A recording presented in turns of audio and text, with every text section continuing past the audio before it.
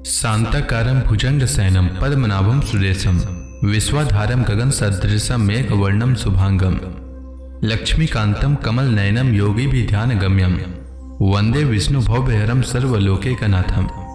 मंगलम भगवान विष्णु मंगलम गरुड़ध्वज मंगलम पुंडरीकाक्ष मंगलाय तनोहरि। ओम नमो भगवते वासुदेवाय।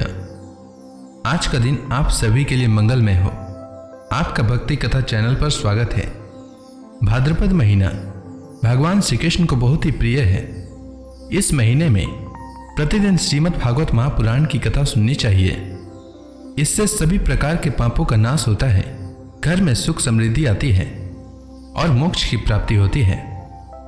आज के अध्याय में श्री सुखदेव जी कहते हैं, कुरुनंदन, देवर्षि नारद के मन में भगवान श्री कृष्ण की सन्निधि में रहने की बड़ी लालसा थी। इसलिए वे श्री कृष्ण के निज बाहुओं से सुरक्षित द्वारका में, जहां दक्ष आदि की सांप का कोई भय नहीं था, विदा कर देने पर भी पुनः पुनः आकर प्रायः रहा ही करते थे। राजन, ऐसा कौन प्राणी है जिसे इंद्रियां तो प्राप्त हो और वह भगवान के ब्रह्मा आदि बड़े से बड़े देवताओं के भी उपास्य चरण कमलों की दिव्य गंध, मधुर मकरंद रस, अलौकिक रूप माधुरी, सुकुमार स्पर्श और मंगलमय ध्वनि का सेवन न करना चाहेगा, क्योंकि यह बेचारा प्राणी सब ओर से मृत्यु से ही घिरा हुआ है। एक दिन की बात है, देवर्षि नारद वसुदेव जी के यहाँ पधारे। वसुदेव जी ने उनका अभिवादन किया तथा आराम से बैठ जाने पर विधि पूर्वक उनकी पूजा की और इसके बाद पुनः प्रणाम करके उनसे यह बात कही। वसुदेव जी ने कहा, संसार में माता पिता का आगमन पुत्रों के लिए और भगवान की ओर अग्रसर होने वाले साधु संतों का पदार्पण प्रपंच में उलझे हुए दिन दुखियों के लिए बड़ा ही सुखकर और बड़ा ही मंगलमय होता है। परंतु भगवान, आप तो स्वयं भगवान में भगवत स्वरूप हैं। आपका चलना फिरना तो समस्त प्राणियों के कल्याण के लिए ही होता है। देवताओं के चरित्र भी कभी प्राणियों के लिए दुख के हेतु तो कभी सुख के हेतु बन जाते हैं। परंतु जो आप जैसे भगवत प्रेमी पुरुष हैं, जिनका हृदय, प्राण, जीवन सब कुछ भगवान में हो गया है, उनकी तो प्रत्येक चेष्टा समस्त प्राणियों के कल्याण के लिए ही होती है।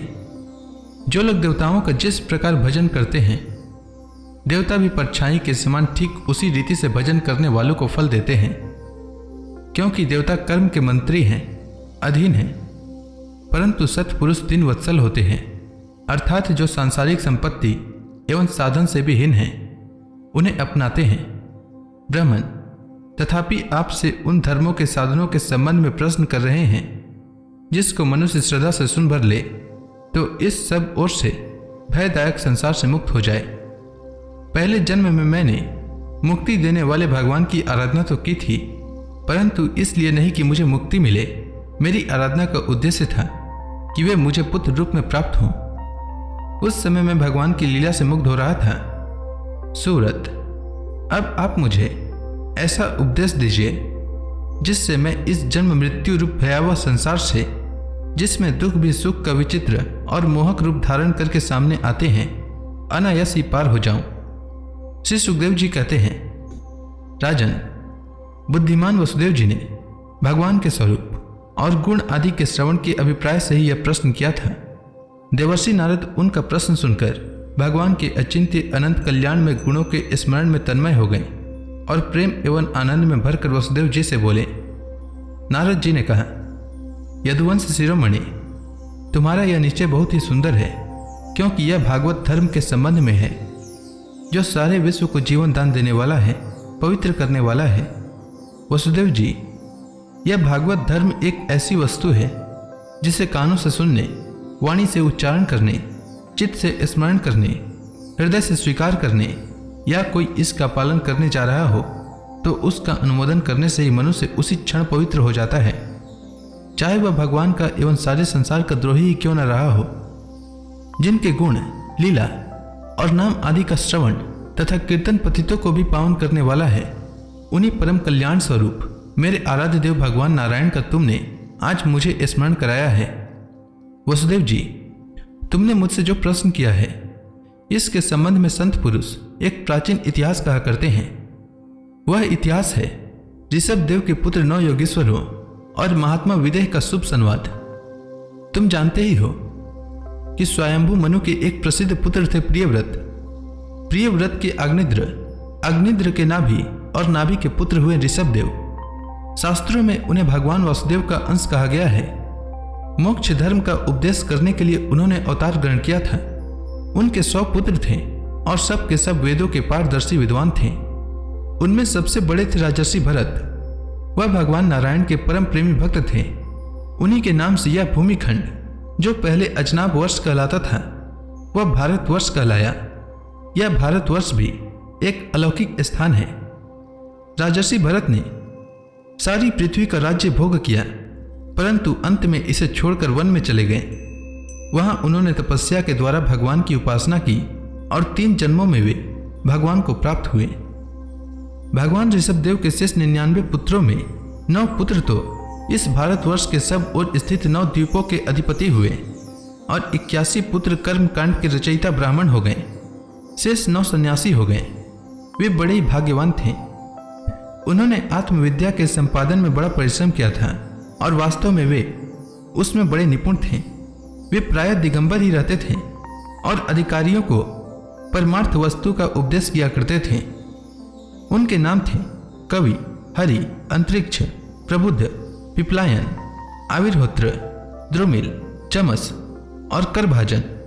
वे इस कार्य कारण और व्यक्त अव्यक्त भगवत रूप जगत को अपने आत्मा से अभिन्न अनुभव करते हुए पृथ्वी पर स्वच्छंद विचरण करते थे। उनके लिए कहीं भी रोक टोक न थी। वे जहां चाहते चले जाते। देवता, सिद्ध, साध्य, गंधर्व, यक्ष, मनुष्य, किन्नर और नागों के लोकों में तथा मुनि, चारण, भूतनाथ, विद्याधर, ब्राह्मण और गौओं के स्थानों में वे स्वच्छंद विचरते थे। वसुदेव जी वे सब के सब जीवन मुक्त थे। एक बार की बात है, इस भारतवर्ष में विदेह राज महात्मा निमि बड़े बड़े ऋषियों के द्वारा एक महान यज्ञ करा रहे थे। पूर्वोक्त 9 योगेश्वर स्वच्छंद विचरण करते हुए उनके यज्ञ में जा पहुंचे। वसुदेव जी वे योगेश्वर भगवान के परम प्रेमी भक्त और सूर्य के समान तेजस्वी थे। उन्हें देखकर राजा निमि, आहवनीय आदि मूर्तिमान अग्नि और ऋत्विज आदि ब्राह्मण सब के सब उनके स्वागत में खड़े हो गए। विदेह राज निमि ने उन्हें भगवान के परम प्रेमी भक्त जानकर यथा योग्य आसनों पर बैठाया और प्रेम तथा आनंद से भरकर विधि पूर्वक उनकी पूजा की। वे 9 योगेश्वर अपने अंगों की कांति से इस प्रकार चमक रहे थे मानो साक्षात ब्रह्मा जी के पुत्र सनकादि मुनीश्वर ही हों। राजा निमि ने विनय से झुककर परम प्रेम के साथ उनसे प्रश्न किया। विदेह राज निमि ने कहा, भगवान, मैं ऐसा समझता हूं कि आप लोग मधुसूदन भगवान के पार्षद ही हैं, क्योंकि भगवान के पार्षद संसारी प्राणियों को पवित्र करने के लिए विचरण किया करते हैं। जीवों के लिए मनुष्य शरीर का प्राप्त होना दुर्लभ है। यदि यह प्राप्त भी हो जाता है तो प्रतिक्षण मृत्यु का भय सिर पर सवार रहता है, क्योंकि यह क्षण भंगुर है। इसलिए अनिश्चित मनुष्य जीवन में भगवान के प्यारे और उनको प्यार करने वाले भक्त जनों का, संतों का दर्शन तो और भी दुर्लभ है। इसलिए त्रिलोक पावन महात्माओं, हम आप लोगों से यह प्रश्न करते हैं कि परम कल्याण का स्वरूप क्या है और उसका साधन क्या है। इस संसार में आधे क्षण का सत्संग भी मनुष्यों के लिए परम निधि है। योगीश्वरों, यदि हम सुनने के अधिकारी हों तो आप कृपा करके भागवत धर्मों का उपदेश कीजिए, क्योंकि उनसे जन्मादि विकार से रहित एक रस भगवान श्री कृष्ण प्रसन्न होते हैं और उन धर्मों का पालन करने वाले शरणागत भक्तों को अपने आप तक का दान कर डालते हैं। देवर्षि नारद जी ने कहा, वसुदेव जी, जब राजा निमि ने उन भगवत प्रेमी संतों से यह प्रश्न किया, तब उन लोगों ने बड़े प्रेम से उनका और उनके प्रश्न का सम्मान किया और सदस्य तथा ऋत्विजों के साथ बैठे हुए राजा निमि से बोले।